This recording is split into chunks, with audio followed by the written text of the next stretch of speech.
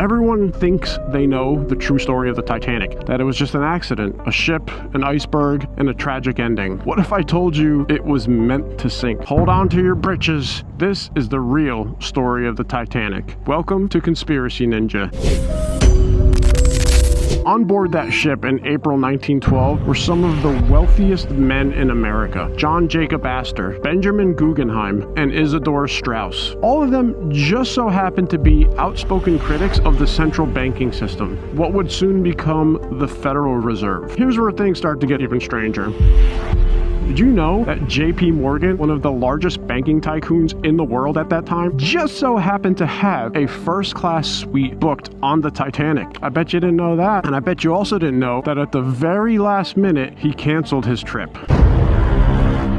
I don't know, it seems a little suspicious. JP Morgan actually owned the Titanic's parent company. He had every reason to be there as a part of the maiden voyage, and for reasons unknown, he decided at the last minute to bail on that trip. He's one of those bros. So let's recap. The men who might have stood in the way of the Federal Reserve Act. 3 of the most powerful men in the world, 4 if you count Morgan, were supposed to be on that ship: Astor, Guggenheim, and Straus. The guy who helped start the Federal Reserve backed out at the last second, and a year later, the Federal Reserve Act was signed. Coincidence? Maybe. My mama always said, there's no such thing as a coincidence. We're not done yet. There's a few other theories when it comes to the Titanic that I think are worth noting. Some claim that the captain of the ship was swapped out at the very last minute. Now, there's no official proof of that, but the rumors have existed for decades. The Olympic switch theory. There are some theorists that are adamant that the ship that sank on that fateful night was not actually the Titanic, but instead the Titanic's sister ship, the Olympic. The theory is that this was done for insurance purposes, with the added benefit of clearing the way for the Federal Reserve Act to the following year. Again, no solid proof on this one, but it's a very popular theory.